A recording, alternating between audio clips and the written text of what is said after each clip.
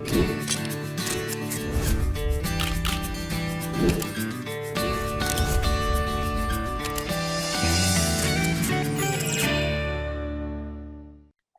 Warm welcome. आप सबका स्वागत है ललन टॉप सिनेमा के चैनल पर। और ललन टॉप के चैनल पर मेरा नाम है जीशा, और अगर आपने सब्सक्राइब नहीं किया है अभी तक तो सबसे पहला काम तो आप वही करें एंड बेल आइकन दबाते चले। और आज मेरे साथ है गोपाल दत्त और एहसास।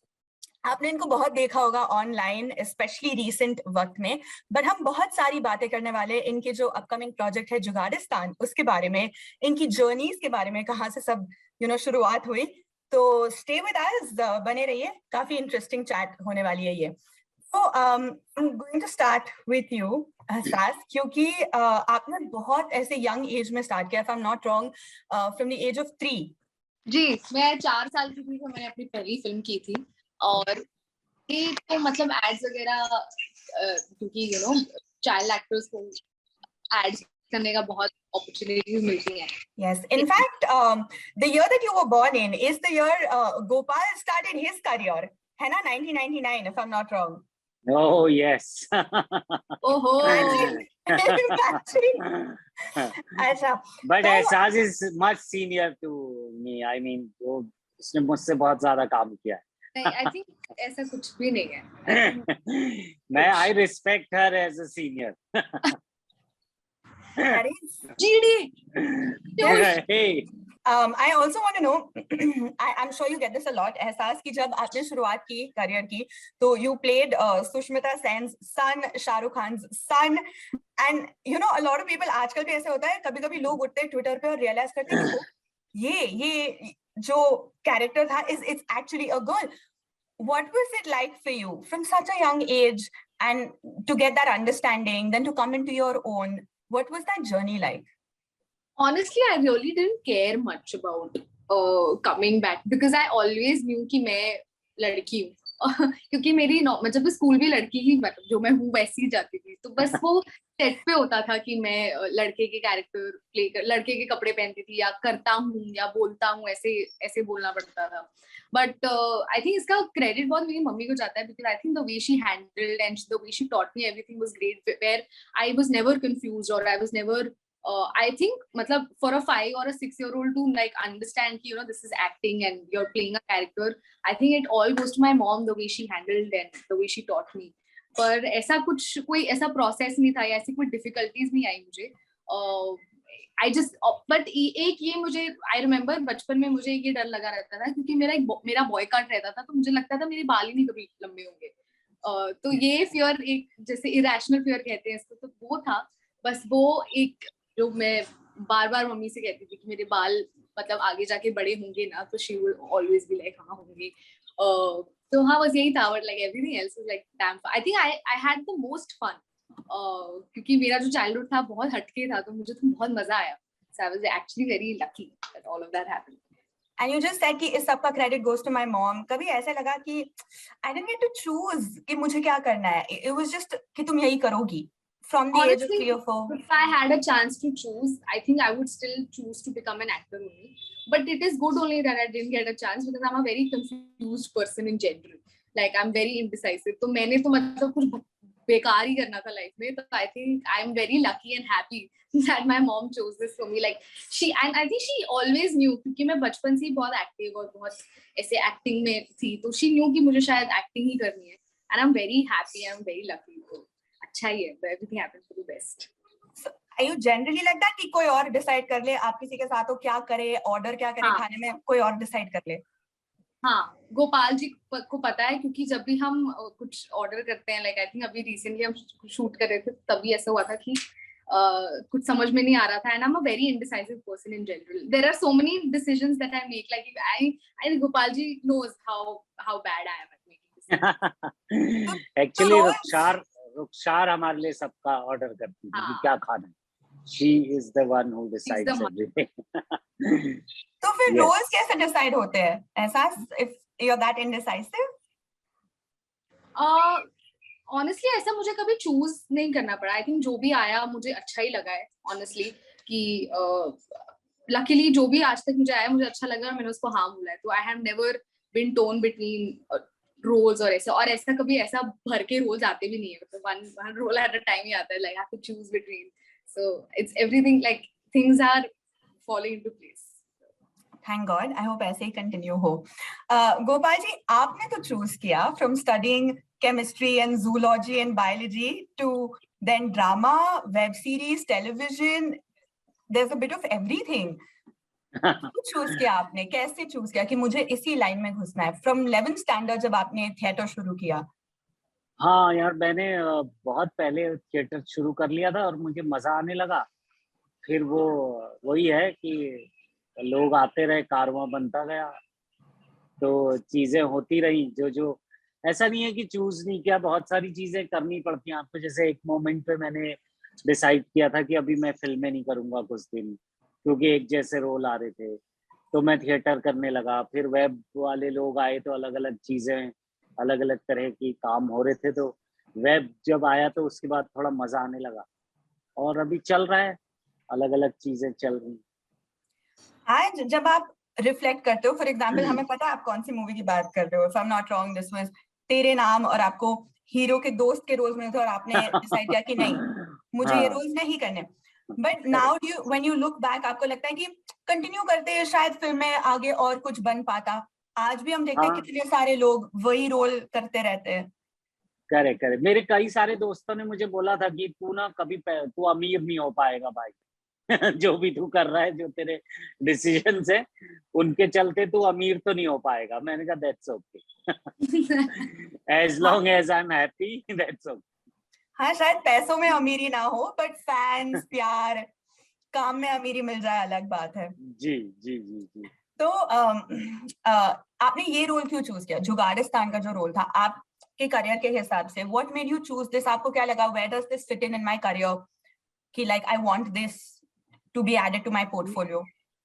यार हर बार आप ऐसे नहीं चूज करते, क्योंकि ये रोल करने का बिल्कुल ही डिफरेंट रीजन था, क्योंकि ये आकर्ष और आधार डायरेक्ट कर रहे थे शो, और वो उनको मैं पिछले 15-17 साल से जानता हूँ। हम लोगों ने बहुत सारे प्लेस साथ में किए हैं पृथ्वी में।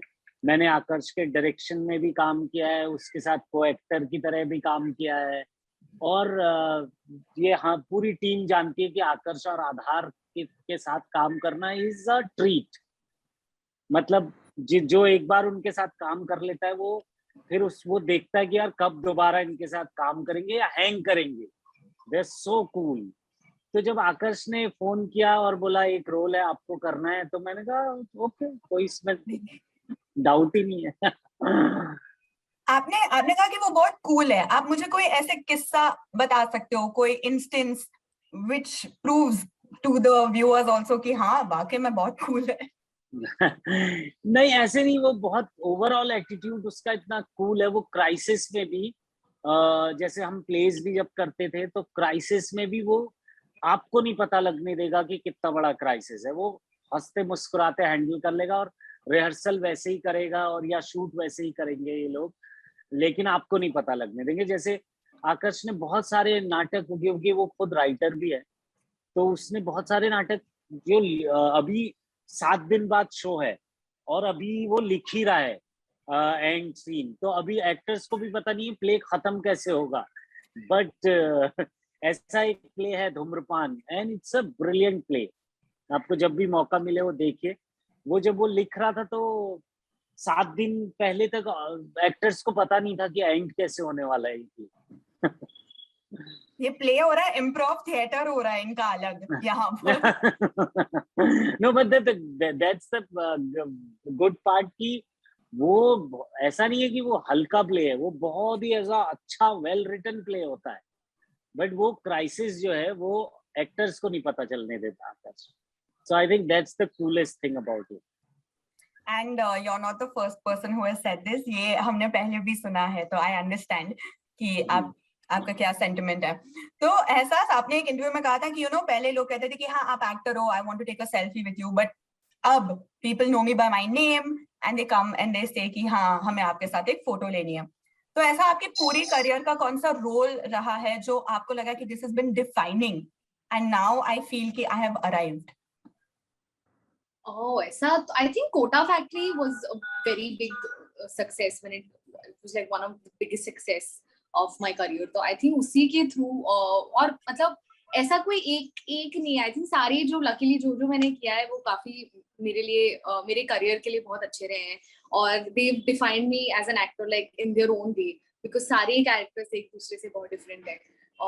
तो हाँ मतलब but I think Kota factory was like one of the best. वहां से काफी ज्यादा फेम और वहां से ज्यादा थोड़ा रिकॉग्निशन वहां से ज्यादा मिला है. आपको कभी ऐसा लगता है कि टाइपकास्ट हो रहे हो आप as a college student, as a young, you know, a lot of the shows that you've done, even now, Jugadistan में भी, आपका क्या reason था to take up this project? Definitely typecast तो मैं typecast होने के रास्ते जा ही रही थी, because सारे जो मैंने shows किए उनमें I'm either like a college student or a school student, तो वो तो हमेशा ही रहता था. Like even this is a very similar universe, the same universe. It is set in college and everything. But I think the reason, जैसे कि गोपाल जी ने भी कहा कि उनका रीजन था आकर्ष और आधार, तो मेरे लिए भी like I think the first thing that I got to know like when I was approached for the audition, मुझे कहा गया था कि आकर्ष खुराना डायरेक्टर है. तो मेरे लिए, और मैंने कभी काम नहीं किया था, I had just heard of him and I had seen his work, so I was always keen on working with him. तो वो मेरा एक पहला रीजन था कि मुझे उनके साथ काम करना है. फिर था कि जो पूरा मेरा कैरेक्टर है, although it is set in the same universe, but my character is very different from everything that I've done before. And she's not the girl next door this time. She's a very different character from the girl next door. And also the show, although it's a college drama, but it is very dark. It has so many layers to it, and there's so much more happening than just friendships, relationships, and fun. There's a whole track of scams and regards and politics, and it also has friendships and relationships. So it's very interesting. और I think फिर जैसे धीरे धीरे मेरे तो reasons बढ़ते ही जा रहे थे. जैसे पहले था कि कैरेक्टर बहुत अच्छा है, शो बहुत अच्छा है, लाइंस गेट पे जा रहा है और आकर्ष कर रहे हैं डायरेक्ट. फिर पता चला कि इतने बहुत बढ़िया स्टार कास्ट भी है, तो मतलब मेरे लिए तो everything just kept like Gopal ji. I think Gopal ji के साथ I never work together. Like I know of him, we literally live next to each other, like our buildings are like next to each other, and we share the same bank also. So, nice. But what an important detail. Yes, I think this is very important for me, because Gopalji and I, more than set and more than offices, we met in the bank. Yes. We bumped into each other in the bank, which is great. So it is, yeah. But, and we chill in the bank. We chill in the bank, standing in the line, cribbing about how shitty the bank is. I think I know which bank this is, but I'm not going to say it. Yeah. Okay. ये वही bank है जिसके लिए digital मतलब कोई मायने ही नहीं रखता. You have to go to the bank in person. Anyway. Gopal ji, मैं आपसे पूछना चाहती हूँ, आप इतना कॉमेडी में आपने काम किया है. Does it come naturally to you? आप वैसे इंसान हो, आपकी पर्सनालिटी वैसे है. How does it happen? हाँ मतलब इन अ वे कह सकते हैं आप, बट मुझे जैसे आप एहसास से भी जो पूछ रहे थे ना कि टाइप का, तो मेरा कहना है कि जब एक तो आपका फिजिकल अपीयरेंस की वजह से जो भी जैसे आप दिखते हैं उस तरह के रोल तो आपको मिलेंगे ही. बट द थिंग इज आपके हाथ में जो है और आपके बस में जो है वो है कि आप इमोशनली कितने डिफरेंट तरह के रोल चूज करते हो और कितना इमोशनल लेवल पे अलग अलग काम कर सकते हो. क्योंकि at the end of the day acting यही है कि आप कितना कॉम्प्लेक्सिटीज ऑफ इमोशन होल्ड कर सकते हो और उसको पोर्ट्रे कर सकते हो. तो मुझे लगता है कि ऐसा तो नहीं होता कि आपको मुझे कोई हल्का ही रोल दे देगा, क्योंकि जो मेरा एक फिजिकल कास्टिंग है वो तो होगा ही हमेशा ही. लेकिन यस क्योंकि मैंने शायद शुरू में जो रोल कर लिए वो उसकी वजह से जो कास्टिंग डायरेक्टर्स हैं या जो प्रोड्यूसर्स हैं वो उसी तरह से सोचते हैं. मुझे लगता है वो उनके लिए आसान हो जाता है, क्योंकि shooting at the end of the day पैसे का खेल है. तो उनको लगता है कि इसने पहले किया हुआ है, कर लो. तो बहुत कम ऐसे प्रोड्यूसर्स डायरेक्टर्स होते हैं जो रिस्क लेते हैं, जो अलग तरह के रोल आपको ऑफर करते हैं.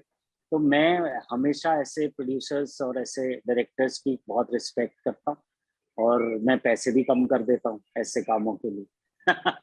तो मैं कर भी रहा हूँ, इसीलिए तरह तरह के अलग अलग, अभी आने वाले दिनों में आपको अलग अलग तरह के कैरेक्टर्स दिखेंगे। मैंने थोड़ा ट्रैक चेंज किया है। यस बट आप एंजॉय करते हो कॉमेडी?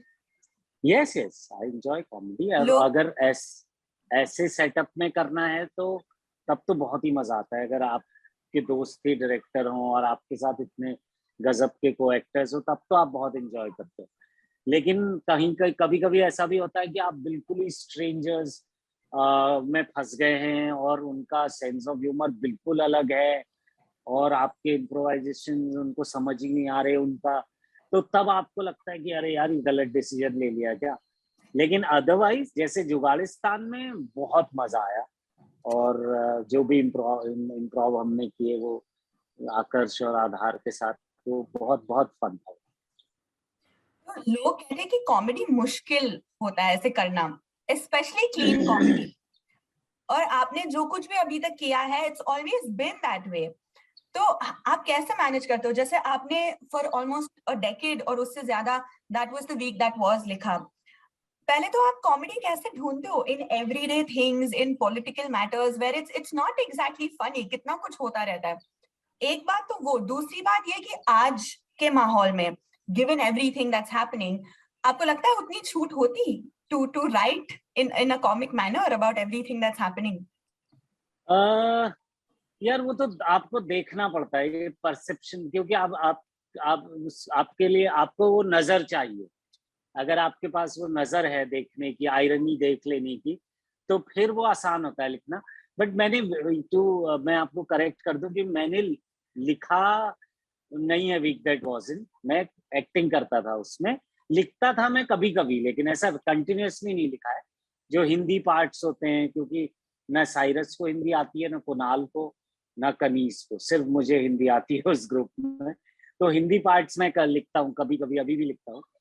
तो यस, वो मुझे लगता है कि अगर आप सही तरीके से कहो तो आप आज भी कह सकते हो। आपको यह है कि आपको वो आयरनी पहचाननी है और उसको ऐसे कहना है कि आप किसी को हर्ट भी ना करें और उनको हंसा भी दें और रियलाइज भी करा दें। I think actually Oscar Wilde का एक कोट है बहुत ब्रिलियंट, वो मैं बहुत जगह कोट करता हूँ कि if you want to tell the truth, first make them laugh, otherwise they will kill you. So I think this should be the approach. Actually beautiful. A lot of people आज comedy करना आसान हो चुका है, जिसके पास भी phone है अपना खुद का वो चैनल स्टार्ट कर सकते हैं। ये to bear in mind is very important. एहसास, कमिंग बैक टू यू, आपकी मॉम एक्टर रह चुकी है, तो कोई ऐसी एडवाइस उन्होंने आपको दी जो अब आपको लगता है कि this was the most useful इतने साल काम करने के बाद? बहुत सी एडवाइस दी है मम्मी ने, बट आई थिंक एक चीज है कि वो हमेशा कहती हैं that always give your 100%, even if you don't like something that you are doing. Like for example कई बार ऐसे एक्टर्स के साथ होता है कि वो फंस जाते हैं किसी प्रोजेक्ट में और फिर वहां उनको लगता है कि यहाँ तो हम ऐसी खराब सी कर लेते हैं या अधमन से करते हैं वो। But like she's always said that even though if you're in that kind of a situation, but always give your 100% because you never know who's watching it. Like for example, अगर बहुत कोई बड़ा डायरेक्टर देख लेते हैं, it comes across, then they will always think of you not as a good actor.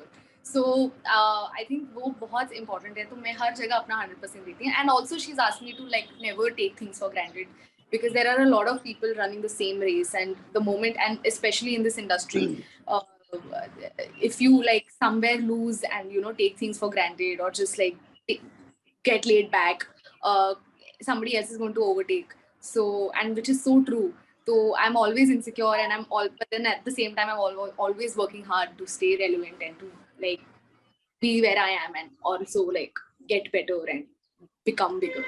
So I think that is very important. और आजकल के दौर में because like literally there's social media, there's you know the OTT, so many things are happening at the same time. So many people, her project में आपको नया face देखेंगे. So it's very easy for somebody to overtake. It's very easy for somebody to like, for somebody to also like go back where they were. तो हाँ, ये एक है advice जो आपने डेज की बात की, and that's related to my next question कि आप इतने साल से काम कर रहे हो, बर्नआउट फील होता है? ऐसे फील होता है कि how do I still keep that feeling कि ये नया है, एक्साइटिंग है, वो कैसे बरकरार रखते हो आप? आई थिंक आप जिस इंडस्ट्री में हम हैं, आप कभी भी बोर्ड नहीं होंगे, क्योंकि there is always, like I said, there is so much happening, so you know you will always, like मेरे लिए तो ऐसा होता है कि मैं बर्नआउट नहीं, मैं फोमो फील करती हूँ, मैं इनसिक्योर फील करती हूँ कि ये ना मिस हो जाए, या यहाँ यहाँ जाना मिस ना हो जाए, या ये करना मिस ना हो जाए। तो मेरे लिए बर्नआउट तो कभी नहीं होता। Also I romanticize the whole workaholic term in my head, you have to be workaholic and you always have to work. So which is why like I enjoy working. I think my life is only working, so मैं कभी burnout feel नहीं करती।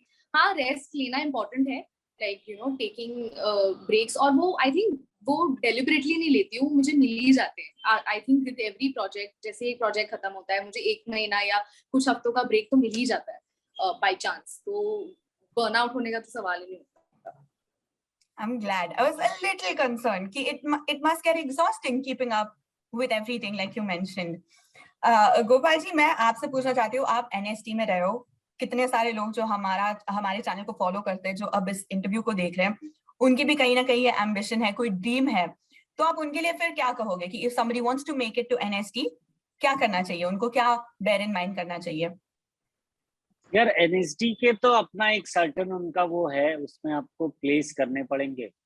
तो नाटक कीजिए, कोई theatre group join कीजिए, या खुद से ही नाटक कीजिए। आजकल तो ये सब आप ऑनलाइन भी कर सकते हैं। आप अपना एक कुछ मोनोलॉग तैयार कीजिए, बट बेटर है कि आप कोई थिएटर ग्रुप ज्वाइन कीजिए, क्योंकि जब आप लोगों से मिलते हैं, इंटरेक्ट करते हैं, डायलॉग होता है, तो बहुत कुछ सीखने को मिलता है। तो वही NSD का क्राइटेरिया है एक्चुअली, कि कम एटलीस्ट 6 प्लेज में आपका कुछ एक्टिव पार्टिसिपेशन होना चाहिए। तो वो नाटक की करने चाहिए। और मुझे लगता है वैसे भी इन एनी केस थिएटर जो है वो एजुकेशन का पार्ट होना चाहिए, क्योंकि वो सिर्फ आपको एक्टिंग नहीं सिखाता, वो आपको अपना थॉट कैसे लोगों के सामने रखना है, कैसे बात करनी है, क्या जो शब्दों का जो इम्पोर्टेंस है, वो सब बहुत सारी चीजें सिखाता है थिएटर। तो वो ये मिसकंसेप्शन है कि सिर्फ एक्टिंग के लिए थिएटर है। मैं कह रहा हूँ थिएटर तो पार्ट ऑफ एजुकेशन होना चाहिए हर स्कूल में। और आप राइटर भी है, आप इतनी सारी चीजें लिखते हैं, आपने प्रीवियस इंटरव्यूज में कहा कि आपने फ्यू सॉन्ग्स को भी पेन किया है, एंड आज के टाइम पे कहते हैं कि कंटेंट इज किंग, एंड एक तरीके से आप देखो तो writing is actually the hero. तो what makes a good writer? यार एक्सपीरियंस, आई थिंक पढ़ना लिखना, आपके जो एक्सपीरियंस है, जो आप महसूस करते हो, वो कई बार आप अपने पर्सनल एक्सपीरियंस से महसूस करते हो, कई बार आप पढ़ के दूसरे कैरेक्टर से या दूसरे लोगों के साथ एम्पथाइज करके महसूस करते हो। तो वो ताकत, दूसरों का खुशी, दूसरों का दर्द समझ पाने की जो ताकत है, वही आपको एक, चाहे राइटर हो चाहे आर्ट डांसर हो, सबके लिए वो मेन चीज है कि वो एम्पैथी आपके अंदर होनी चाहिए। फिर आप कुछ भी बन सकते हो। फिर आप गाना लिखोगे तो अच्छा लिखोगे, डांस करोगे तो अच्छा करोगे, पेंटिंग बनाओगे तो अच्छी बनाओगे। और आपने पहले कहा कि आप बहुत रिस्पेक्ट होल्ड करते हैं ऐसे डायरेक्टर्स और कास्टिंग डायरेक्टर्स जो आपको वो चांस देते हैं, या वो देखते हैं कि it's not just comedy but बाकी सब भी आप कर पाते हो। उस वेन में आई वांट टू आस्क कि पहले के टाइम में जैसे फोटो लेकर प्रोडक्शन हाउसेस के पास जाते थे ऑडिशंस के लिए, आज आपको ऑडिशंस के लिए पूछा जाता है? अभी भी आपके साथ ऐसे होता है? होता, मतलब अब कम होता है, बिकॉज लोगों ने थोड़ा बहुत देख लिया है काम, और जिन्होंने और मेरा क्या है, मेरे दोस्त हैं, तो बहुत एक्चुअली जितने लोगों के साथ मैं काम कर रहा होता हूँ वो दोस्त ही होते हैं एक्चुअली। तो कम हो गया है, बट फिर भी कभी कभी आपको एड वेड के लिए ऑडिशन करना पड़ता है, क्योंकि क्लाइंट और एजेंसी और वो सब पूरा कॉर्पोरेट स्ट्रक्चर है, तो उसमें कभी कभी करना पड़ता है। बट मैं अच्छा कैरेक्टर अगर कुछ होता है तो मैं सामने से बोल देता हूँ कि इसका ऑडिशन कर लेते हैं, आप देख लो पहले, बिकॉज मैं भी आप श्योर नहीं हो तो मैं आपको इस डाउट में नहीं रखना चाहता। तो एक अच्छा ऑडिशन कर लेते हैं with the writer and director, और फिर आप श्योर हो जाओ तो फिर मुझे कास्ट करो। आपने अभी कहा कि आप जो भी प्रोजेक्ट में करते हैं, जहाँ भी काम करते हो, सबको दोस्त बना लेते हो। ऐसे सलमान खान के साथ हुआ है? तो आप अभी दोस्त हो? उस टाइम पे तो थे, लेकिन अब तो बहुत टाइम से मिले नहीं है, लेकिन हाँ उस टाइम पे तो थी दोस्ती।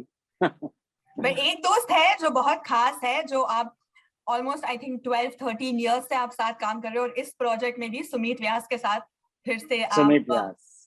ऐसे कभी होता है कि टेक फॉर ग्रांटेड हो जाता है कि मतलब यूज टू है, आदत है साथ में काम करने की, तो सेट पे हाँ ऐसे होता है कि do you approach it with a freshness every time?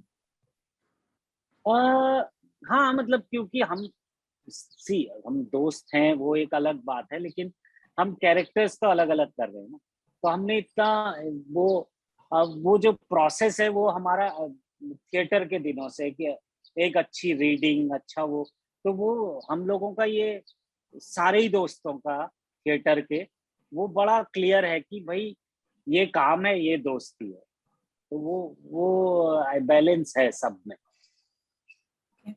और इतने सालों का आपका करियर रहा है एंड इतने अलग अलग डाइवर्स चीजें आपने की है, कभी एक पॉइंट ऐसे लो पॉइंट आया है वे यू आर लाइक अब आई डोंट नो आगे कैसे कंटिन्यू करूं करूं या ना करूं, मुझे समझ नहीं आ रहा, कोई ऐसे वल्नरेबल कोई पॉइंट या ऐसे एक्सपीरियंस आपको फील हुआ है? यार ये तो मेरे ख्याल सबको आते हैं, और हर कुछ दिन में होता ही रहता है ये तो कि यार मैं अभी क्या करूं, तो इसलिए शायद मैं इतनी चीजें कर रहा होता हूँ ना, तो मैं एक चीज में मुझे लगता है कि यार अभी ये बहुत हो गया, तो चलो लिखने में क्या कर रहे हैं, तो लिखने वाले काम में थोड़ा दिन फोकस कर लो, फिर गाने वाले में क्या कर रहे हैं, या थिएटर वाले काम में क्या कर रहे हैं, तो इसलिए बहुत सारे काम मैं करता रहता हूँ।